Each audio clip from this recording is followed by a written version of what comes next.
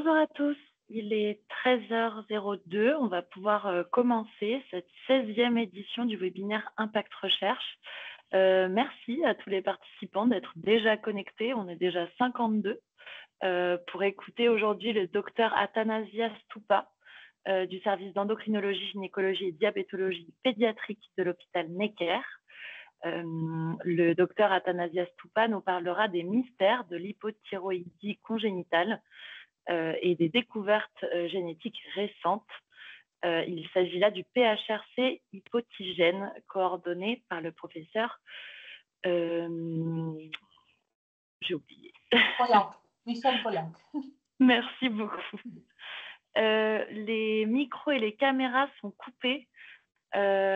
Vous pouvez quand même poser vos questions, comme d'habitude. Désormais, vous avez l'habitude avec le module de questions-réponses directement via Teams. C'est le petit symbole QNR qui est à côté du nombre de participants. N'hésitez pas à poser vos questions. Le docteur Toupa va présenter. Puis à l'issue de sa présentation, je pourrai poser toutes vos questions. Voilà. Docteur, je vous laisse la main et on se dit à tout à l'heure. Merci beaucoup. Merci beaucoup pour l'introduction et l'invitation. Donc, bonjour à tous. Voilà, je vais vous parler des résultats de l'étude de PHRC hypotigène qui était coordonnée par Michel Pollack qui dirige le service d'endocrinologie, diabétologie et gynécologie pédiatrique à l'hôpital Necker Enfants Malades et dont la PHP est le promoteur de cette étude. Et ça concerne l'élucidation moléculaire de l'hypothyroïdie congénitale. Excusez-moi, docteur. Oui. Est-ce que ce serait possible pour vous d'allumer votre caméra pour que les participants vous voient? Oui, pardon. Voilà. C'est bon? Oui, merci beaucoup. Pardon. Je vous laisse. Donc, je vais commencer justement par vous familiariser avec l'hypothyroïdie congénitale qui est définie par la sécrétion insuffisante des hormones thyroïdiennes. C'est la maladie endocrinienne néonatale la plus fréquente avec une incidence actuelle en France estimée à en bébé sur 2500 voire 3000 naissances. Grâce au dépistage néonatal systématique, l'hypothyroïdie congénitale elle est dépistée à partir du deuxième, troisième jour de vie en France dès 1978. Comme vous voyez ici sur cette figure, il peut y avoir des différentes classifications de la maladie. Tout d'abord, la classification qui concerne l'hypothyroïdie en fonction de défauts anatomiques. On peut parler d'une hypothyroïdie congénitale centrale s'il y a une anomalie de l'axe hypothalamo-hypophysaire. Une hypothyroïdie congénitale primaire qui va toucher la glande thyroïde. Et donc là, on a des anomalies de développement de la glande thyroïde qui sont appelées dysgénésie thyroïdienne ou des anomalies de la fonction, de la synthèse des hormones thyroïdiennes, donc qui sont appelées dyshormonogénèse. Une autre catégorie, c'est les hypothyroïdies congénitales périphériques qui sont dues aux anomalies de l'action ou du métabolisme des hormones thyroïdiennes. Selon la présence ou non des malformations associées, l'hypothyroïdie, elle peut être isolée ou syndromique, et selon sa durée, elle peut être permanente ou transitoire. Le diagnostic d'hypothyroïdie congénitale à la naissance est très très difficile et c'est souvent fait lors de la convocation d'un bébé qui est atteint de la maladie suite à un dépistage néonatal positif qu'on peut retrouver ces signes cliniques lors de l'examen physique. On peut retrouver justement un bébé qui est plus somnolent, hypotonique, il peut avoir des difficultés d'alimentation, la présence d'ictères, des signes abdominaux comme la constipation, la distension abdominale, l'hernie ombilicale, une macroglossie, une fontanelle postérieure ouverte suite à un défaut de dosification de un manque des hormones thyroïdiennes, parfois un goitre thyroïdien présent et selon les cas, des signes morphologiques qui peuvent être présents ou non. Vous voyez ici sur le côté les images historiques des bébés qui sont hypothyroïdiens, qu'avant on appelait crétins, avant la mise en place de dépistage néonatal et avant tout traitement. Et la transformation en fait de ce bébé avec le visage bouffi, la macroglossie, le regard un peu dans le vide après la mise en place de traitements pour l'hypothyroïdie congénitale. Donc, justement, le diagnostic, il va se poser au niveau biologique avec le dosage des hormones thyroïdiennes, mais aussi avec des examens d'imagerie, l'échographie thyroïdienne et la scintigraphie. Et le traitement, c'est un traitement substitutif. Ça consiste à la L-thyroxine par voie orale qu'on donne avec une cuillère de métal ou directement en forme de goutte chez les nouveau-nés. Donc, pour mieux comprendre justement les différentes formes d'hypothyroïdie congénitale et vous familiariser avec notre étude, il faut connaître un peu les principes de développement de la glande thyroïde. Et justement, la glande thyroïde, c'est la première qui apparaît lors du développement embryonnaire, lors de développement fœtal. Et justement, c'est vers 22 jours après la conception qu'il y a ici un chevauchon qui va se former à partir de l'endoderme sur le plancher de la langue et qui va migrer tout au long du développement à côté de l'aorte jusqu'à avoir la position finale à la base du cou. C'est l'embauche médiane. Et en fait, vous savez, la thyroïde, c'est sous forme de papillon avec deux lobes, comme on voit ici. Et pour les embauches, justement, latérales, c'est aussi l'autre dérivés anatomiques qui vont se rejoindre ici à la base du cou. Donc, vers 48 jours après la conception, il y a en fait la forme finale de la glande thyroïde. Et par la suite, on voit qu'il y a un début de synthèse des hormones thyroïdiennes à partir de 60 jours après la conception, avec justement la synthèse des hormones thyroïdiennes. Lors de toutes ces étapes-là, tous les défauts qui peuvent survenir, ils vont résumer à la maladie, à l'hypothyroïdie congénitale, avec des différents types qu'on va voir en détail ici. Donc, l'hypothyroïdie congénitale est due principalement aux anomalies de développement de la glande, appelées dysgénésie thyroïdienne. Et vous voyez que la forme la plus fréquente, c'est l'ectopie thyroïdienne, c'est-à-dire que la glande, elle n'a pas acquis sa position finale à la base du cou. Elle est suivie par l'absence de la thyroïde, appelée athyréose, dans environ 15 à 20% des cas. Une hypoplasie, une glande qui est bien là, mais elle est petite, ou en lobe unique, c'est-à-dire la thyroïde elle est présente qu'à la moitié. Sur le plan moléculaire, il y a 10 gènes qui sont connus, qui sont impliqués dans le développement thyroïdien et qui sont transmis dans un mode soit dominant, soit de novo, avec un rendement moléculaire qui est très très faible. On a un taux de diagnostic génétique estimé entre 5 et 7%. De l'autre côté, pour les thyroïdes qui sont bien en place, il y a souvent des défauts de la synthèse des hormones thyroïdiennes. Et là, ce sont des gènes qui sont impliqués dans chaque étape de l'hormonosynthèse. Quand il y a des variants délétères, ils peuvent justement aboutir à une hypothyroïdie congénitale. Le mode de transmission, il est récessif et ici, en taux de diagnostic moléculaire, il est estimé environ à 50%. Cette figure ici résume bien du coup la synthèse des hormones thyroïdiennes. C'est nécessaire pour mieux comprendre les résultats par la suite. Je vais la résumer. Donc, la TRH, c'est une hormone hypothalamique qui va agir sur la glande hypophyse au niveau central, qui va sécréter l'hormone TSH. L'hormone TSH, elle va stimuler la glande thyroïde pour la synthèse des hormones thyroïdiennes. Donc, la TSH, elle va justement passer via le récepteur au niveau de la membrane basale de la cellule thyroïdienne. En même temps, le substrat essentiel pour la synthèse, c'est l'iode qui va entrer dans la cellule via le sang porteur de Nice et qui vont arriver justement à la membrane apicale. Ici, il y aura une organification de l'iode, une génération de H2O2 par le complexe 2OX2 et 2OXA2 et par la suite la synthèse de la thyroglobuline qui est l'hormone précurseur des hormones thyroïdiennes T3 et T4 qui vont par la suite passer à la circulation sanguine, qui vont exercer leur rôle et leur action auprès de différents organes et tissus.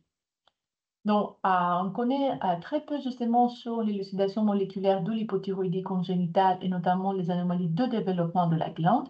Et en 2011, nous avons eu un PHRC qui nous a permis d'étudier sur le plan phénotypique, mais aussi moléculaire, une grande cohorte des patients nés en France et diagnostiqués grâce au dépistage néonatal avec l'hypothyroïdie. Donc, il y avait 28 centres qui ont participé à l'étude, dont 3 centres parisiens entre Robert Debré, Necker et Trousseau, et 25 autres centres sur le territoire français. La durée des inclusions, c'était en 2013 et 2015. Nous avons pu inclure 514 patients et étudier sur le plan moléculaire 292 patients. Nous les avons étudiés avec un panel ciblé des gènes et nous avons justement, par l'analyse de génotype et de phénotype de ces patients, décrire un modèle digénique. En même temps, au sein du laboratoire, nous travaillons aussi sur l'élucidation moléculaire des formes familiales. Et ça, c'est une approche plutôt par séquençage de l'exome que nous avons pu découvrir de nouveaux gènes et travailler sur le plan moléculaire pour mieux comprendre le mécanisme impliqué. Donc, je vais focaliser sur justement la cohorte hypotigène. Voici le flowchart de l'étude. Vous voyez 514 patients avec hypothyroïdie congénitale, avec quelques exclusions suite à différentes raisons ici, dont ça nous a permis d'étudier bien 458 patients. Le camembert montre vraiment le phénotype thyroïdien de ces patients. Nous avons vu tout à l'heure que l'ectopie thyroïdienne, c'est vraiment la forme la plus fréquente, ça se confirme donc ici, suivi par la thyréose et les thyroïdes qui sont en place, avec d'autres formes plus rares présentes. Nous avons regardé un peu les caractéristiques biologiques, le bilan hormonal des patients, le taux de TSH et de la T4 au diagnostic, comme attendu. Les patients avec absence de glande thyroïdienne, donc avec la thyréose, ils ont un taux de TSH beaucoup plus élevé comparé aux autres formes, avec un taux de T4 qui est abaissé. Pas de différence après entre les taux de T4 sur les patients avec ectopie ou glande en place. Dans notre étude aussi, nous avons voulu de chercher les malformations associées, notamment c'est des malformations cardiaques ou rénales chez ces patients. Et nous avons réalisé donc des échographies des reins et voies urinaires, des échographies cardiaques, ainsi qu'une étude de développement de ces enfants et des performances scolaires. Donc, nous voyons que 7,8% des patients ils avaient des malformations cardiaques, environ 4% des malformations rénales, et il y avait entre 3,5 et 4% des patients avec des retards de langage, de communication et de troubles de l'attention, de déficit.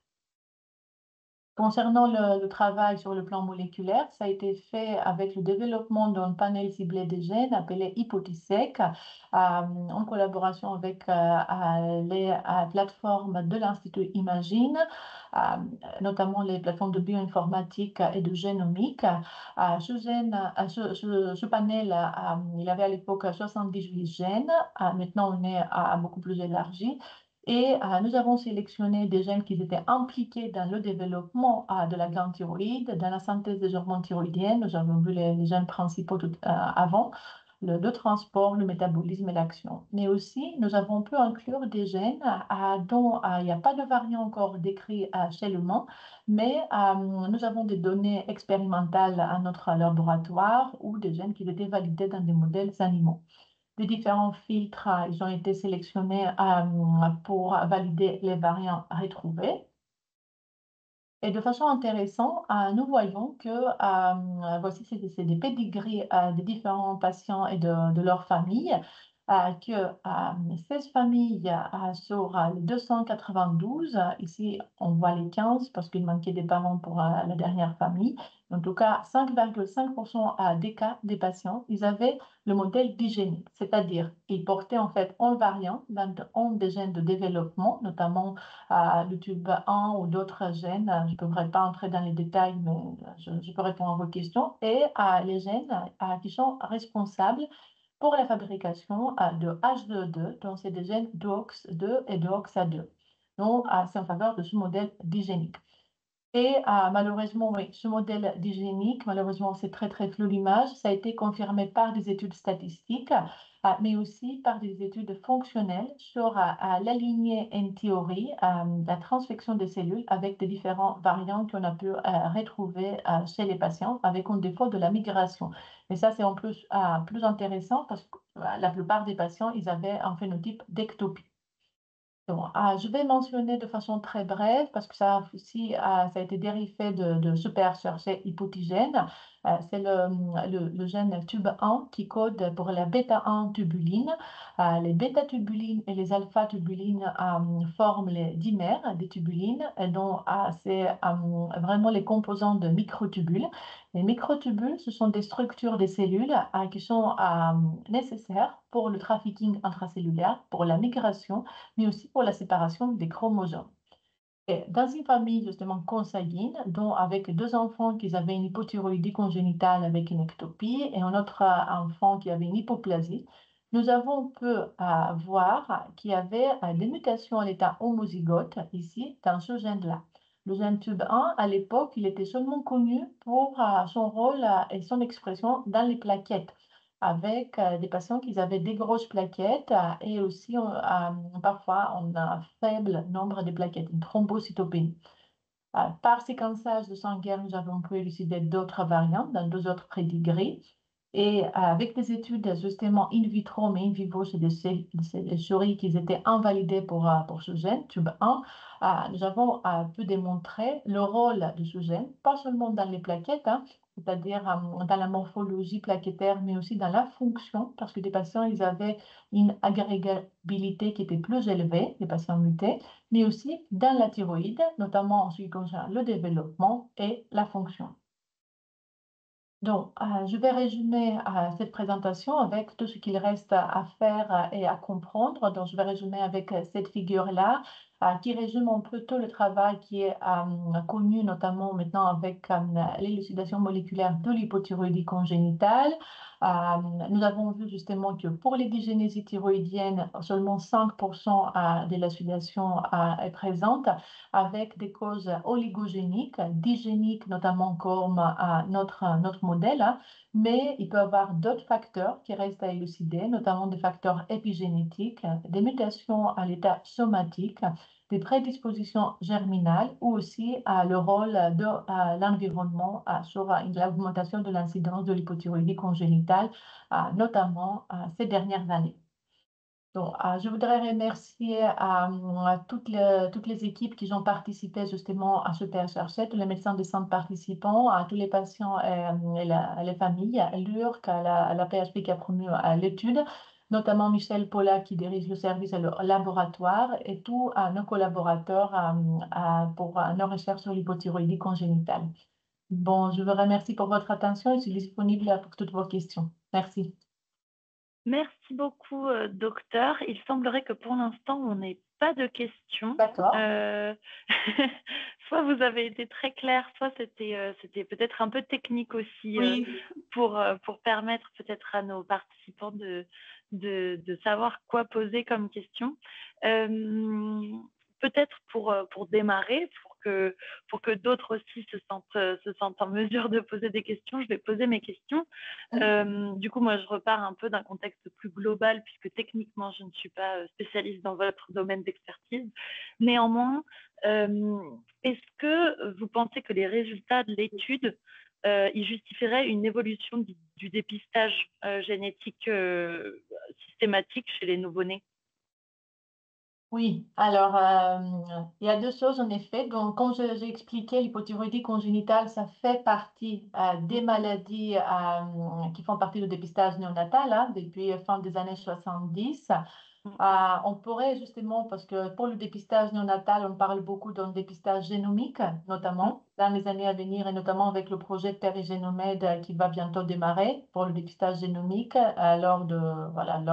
d'une tache de sang qui est déposée sur la carte le carton de Guthrie.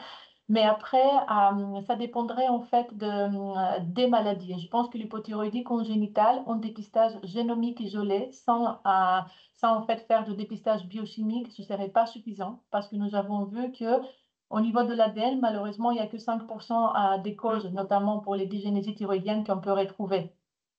Du coup, D'accord, on peut faire une approche en fait couplée, dépistage génomique et dépistage biologique comme on le fait avec le taux de la TSH. d'accord. D'accord? Ok. Et du coup, bah, vous en avez parlé puisqu'il y a certains essais qui vont avoir lieu bientôt. Mais est-ce que ces découvertes, elles influencent la prise en charge là actuellement des nouveau-nés atteints de CHTD? Oui, bah, tout à fait en fait, parce que nous avons vu que dans le PHRC, c'était très intéressant. Nous avons trouvé des patients qui avaient des malformations aussi Mm. associées. Donc, je vais parler justement pour les malformations cardiaques. On avait 8% des patients et des malformations rénales, 4% des patients. Et lors de ce PHRC, ça nous a en fait justement incité à d'inclure même dans les recommandations de la prise en charge pour l'hypothyroïdie congénitale, de proposer aux médecins qui s'occupent de ces patients de chercher pour d'autres malformations associées, Mm. autres que la thyroïde, hein, parce que ça peut passer inaperçu justement à la naissance. Et du coup, ça met en place, on peut découvrir les malformations, hein, et on peut avoir justement une prévention et une prise en charge personnalisée pour ces patients. D'accord. Du coup, pour les prochaines étapes, vous avez parlé d'un autre essai sur le dépistage génomique. Du coup, est-ce que vous allez avoir des projets de recherche pour poursuivre aussi dans cette voie-là? Oui, dont nous faisons partie de façon un peu indirecte pour le Périgénomède, mais nous, dans notre laboratoire de recherche pour faire la suite de ce PHRC, Mm. justement, hypotigène, nous travaillons maintenant avec, pas avec le panel ciblé des gènes, mais maintenant avec une approche de séquençage de l'exome et de génome au sein justement de l'Institut Imagine. Nous avons obtenu une ANR qui nous permet en fait de mieux comprendre les cas dans lesquels vous avez vu que avec le panel ciblé des gènes et avec le PHRC hypotigène, on n'a pas pu trouver de variant et expliquer la maladie. Mm. D'accord. D'accord? Ok.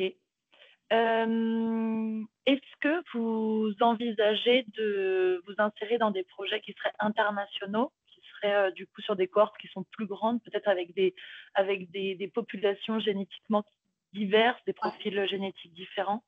Est-ce que c'est des Oui. choses auxquelles vous avez Tout pensé? à fait, tout à fait. En fait, ça c'était parce que là, on avait majoritairement en fait des patients d'origine caucasienne, hein, justement. Mm. Et en effet, notre projet, c'est d'associer via des groupes de travail européens, hein. Il y a les sociétés savantes, notamment les sociétés européennes Mm. d'endocrinopédiatrie, il y a l'ENDO-RN, donc des réseaux européens. Et dans notre projet, c'est vraiment de créer un consortium pour étudier d'autres populations, pas que européennes, bien sûr, hein, au niveau européen, mais aussi Amérique latine, Amérique ou Afrique aussi, en effet, tout à fait. Ce serait très, très intéressant. Comme ça, on a des différentes populations et différents fonds génétiques, justement. Ok, très clair. On a une question Ah, dans le module de questions-réponses oui. de Guillaume qui vous demande, y a-t-il des répercussions des mutations sur le système immunitaire? De l'hypothyroïdie congénitale, à ma connaissance, j'ai pas de gène qui est exprimé et qui peut avoir des répercussions sur le système immunitaire. En tout cas, à l'heure actuelle, non. Non. D'accord. De mon côté, je vous ai posé toutes mes questions. Il semble qu'on n'ait pas d'autres questions. J'invite les personnes peut-être à se manifester sur la minute qui suit. En attendant, docteur, est-ce que vous pouvez reprojeter la dernière slide qui nous permet à nous de récolter des avis sur ce webinaire, récolter des idées pour améliorer évidemment toujours ce qu'on propose. Donc n'hésitez pas à répondre à ce court questionnaire, ça prend environ 1 minute et pour nous c'est très précieux. Voilà. Si on n'a pas d'autres questions dans la minute qui suit, je vous propose qu'on puisse terminer. Cet épisode sera disponible sur la chaîne YouTube de l'APHP aujourd'hui ou demain. On essaye de les rendre disponibles assez facilement et assez rapidement. Tous les épisodes précédents, donc les 26 épisodes précédents, sont aussi disponibles sur la chaîne YouTube de l'APHP. On vous invite à aller les consulter. C'est toujours des projets de recherche qui sont passionnants et des investigateurs qui les expliquent toujours avec passion également. Je vous donne rendez-vous plutôt à la rentrée. Les webinaires Impact Recherche vont prendre une pause cet été sur juillet et août. Et on se retrouvera du coup au mois de septembre pour un nouveau projet. Merci beaucoup, docteur. Merci beaucoup. À bientôt. Au revoir. Merci à tous. Au revoir.